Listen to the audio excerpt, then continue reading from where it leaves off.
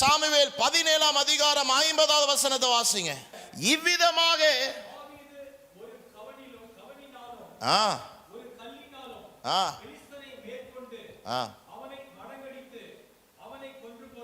என்னங்க இது? இந்த கதையை எனக்கு எப்போ ஃபர்ஸ்ட் வாட்டி வாசிக்கும் போதெல்லாம் எனக்கு என்ன புரியலன்னா, இவ்வளோ பெரிய மாவீரனை வீழ்த்துவதற்கு அவன் கண்ணில் பட்டது ஒரு கல்லா?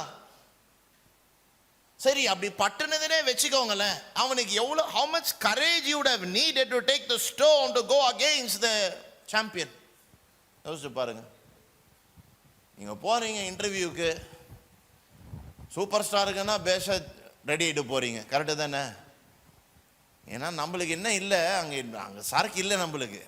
டெல் மீ அபவுட் யுவர் செல்ஃபை தவிர நம்மளுக்கு எந்த கொஸ்டனுக்கு பதில் தெரியாது.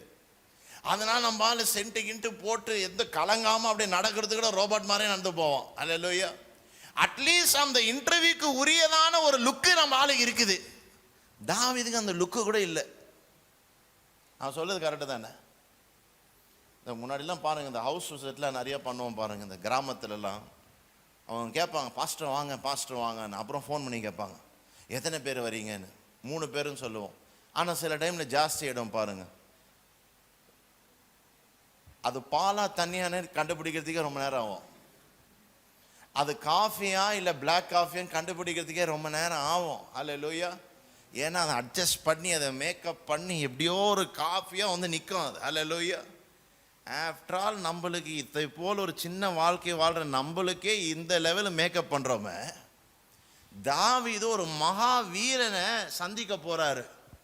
அவர் அட்லீஸ்ட் ஒரு பட்டயத்தினா எடுத்திருக்க கூடாதா? எல்லாத்தையும் விட்டு ஒரு கல்லை எடுக்கிறாரு. ஏன் எடுக்கிறாரு? லேவியராகமம் 24ஆம் அதிகாரம் 16வது வசனம். கர்த்தருடைய நாமத்தை நிந்திக்கிறவன் கொலை செய்யப்படணும். இந்த கொலையாத் என்ன செய்கிறான்? ஆண்டவருடைய நாமத்தை தூஷிக்கும்படியாய் பேசுகிறான். தாவீது சவுலை பார்த்து, தன்னுடைய சகோதரரை பார்த்து சொல்றான், இந்த பெலிஸ்தியன் நம் தேவனுடைய நாமத்தை தூஷிக்கிறானே. சொன்னானா இல்லையா? அதனுடைய பரிகாரம் என்ன செய்யணும் தெரியுமா? இஸ்ரவேலர்கள் வாசிச்சு முடிங்க. கர்த்தருடைய நாமத்தை நிந்திக்கிறவன் கொலை செய்யப்படணும். எப்படி? எல்லாரும் அவனை கல்லெறிய வேண்டும். ஹல்லேலூயா. தாவீது பார்க்கறான் பாருங்க, இந்த சூழ்நிலையில இஸ்ரவேல் தேசத்துக்கும் இது மேல ஒரு பற்று இல்ல, பெலிஸ்தீனுக்கு இதை குறித்த அக்கறை இல்ல. ஆனா தாவீது சொல்றான், எனக்கு பலன் இல்ல, இந்த இன்டர்வியூ சந்திக்க எனக்கு நாலேஜ் இல்ல, இந்த திருமணத்துக்கு போறதுக்கு எனக்கு அழகு இல்ல, பணம் இல்ல, நகை இல்ல. ஆனா வார்த்தை சொல்லுது, இவனை நான் கை கொள்ள வேண்டும் என்றால் கல்லெறிந்து அடிக்கணும். அதுதான் வசனம் சொல்லுது. ஏமேன். அவன் சொல்றான், நான் பட்டயம் எனக்கு தேவையில்லை, மார்க் அவசரம் எனக்கு தேவையில்லை, சவுலை போல நான் நிற்கணும்னு ஆசைப்படலை, இந்த ஹீரோவை போல அந்த ஹீரோவை போல நான் ஜிம்முக்கு போய் பில் பண்ணதெல்லாம் போக மாட்டேன். நான் செய்ய போகிறதெல்லாம் வசனம் என்ன சொல்லிச்சு? கல்லையிடுறா, நான் கல்லை எடுப்பேன். ஹல்லேலூயா. அவன் கையில் இருக்கிற கல்லு கோலியாத்தை வீழ்த்தியது. ஹல்லேலூயா. இன்னைக்கு நம்ம வாழ்க்கையில பெரிய பிரச்சனை என்ன தெரியுமா? ஒரு கிறிஸ்டியனா நம்ம சந்திக்கிற பெரிய பிரச்சனை, நம்ம வாழ்க்கையை நம்மளே ஒரு ஸ்டேட்டஸ் இன்க்ரீஸ் பண்ணிக்கிறோம். அதாவது குழந்தைய ஸ்கூலில் போய் பிக்கப் பண்ணும்போது மற்ற பேரண்ட்ஸை போல நம்மளும் இருக்கணும் நினைக்கிறது தப்பு இல்லை. அது எப்படி நடத்தணும் அதுதான் தப்பு. அது எப்படி நடத்துகிறோம்? நீங்கள் புது ஒயிட் ஷர்ட் போட்டு போனால் உங்கள் பசங்களுடைய ஃப்ரெண்ட்ஸுடைய அப்பா பென்சில் வராரு, நம்ம பைக்கில் போகும்போது புது ஷர்ட்டு போயிட்டா ஈக்குவல் ஆகிடுவீங்களா? நியாயமாக சொல்கிறேன். ஹல்லேலூயா. ஒரு பெரிய திருமணத்துக்கு உங்களை அழைப்பு வருது, நம்ம ஆள் என்ன பண்ணுவோம்? பணக்காரர்களை போல அழகா ட்ரெஸ் போட்டு போவோம். ஏன்னா அந்த ஸ்டேட்டஸை மேட்ச் பண்ணணும்னு ஆசை. அதுதான் பெரிய தப்பு கிறிஸ்தவம் பண்றது. உங்க வாழ்க்கையில எவ்வளவு பெரிய அழைப்பு வந்தாலும், எவ்வளவு பெரிய நண்பர்களை பார்த்தாலும் அவங்களுக்கு ஏத்த மாதிரிலாம் நீங்க ட்ரெஸ் பண்ணாதீங்க. உங்களுக்குன்னு ஒரு அடையாளம் இருக்குது, அதுதான் வசனம். ஹல்லேலூயா. உங்க அடையாளம் உங்க விசுவாசம். ஹல்லேலூயா. உங்க அடையாளம் கர்த்தர் அபிஷேகம். ஹல்லேலூயா.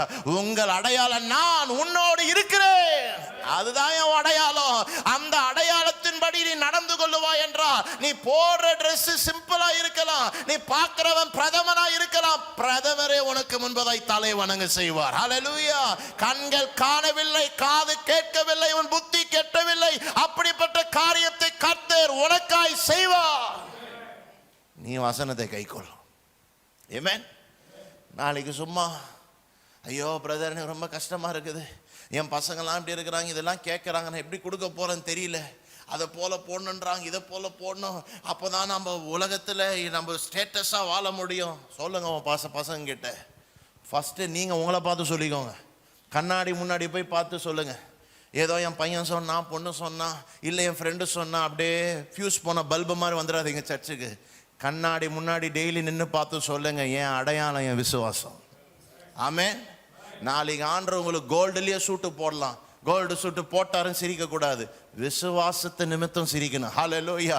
நாளைக்கு ஆண்டவர் உங்களுக்கு பென்ஸு கார் கொடுப்பாரு, பென்ஸு காரில் போகும்போது சிரிக்கக்கூடாது, நீ நடக்கும் போதே பென்ஸு கார் இருக்கிற மாதிரி சிரிக்கணும். ஏன்னா உனக்குள்ள நீ ஆண்டவர் வசனத்தை கை கொள்ளுகிறவன். ஹல்லேலூயா. ஹாஸ்பிட்டலுக்கு போகிறது தப்பு இல்லை. டாக்டர் சொல்லுவாங்க ஆர்கன் போச்சுப்பா, கிட்னி தேயுது, லிவரு தேரவே தேராதுன்னு சொல்லலாம்.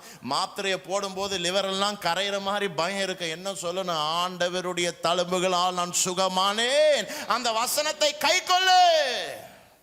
சுகரை டெஸ்ட் பண்ணும்போது அது போகும், double digit, triple digit, digital அப்படியே ஷேக்கார லெவலுக்கு ஆகலாம். என்ன சொல்லணும்? 3 டிஜிட்டாக போறியா? ஆண்டவருடைய சுகம் என் மீது இருக்கிறது, நாம் தீர்க்காயுசாய் வாழுவேன், இந்த டயபெட்டிஸ் என் வாழ்க்கையை சேதப்படுத்தாது, ஏன்னா வசனத்தை நான் கை கொள்ளுகிறேன்னு சொல்லி பாருங்க, உங்க வாழ்க்கையை மாற்றப்படும். ஆமென்.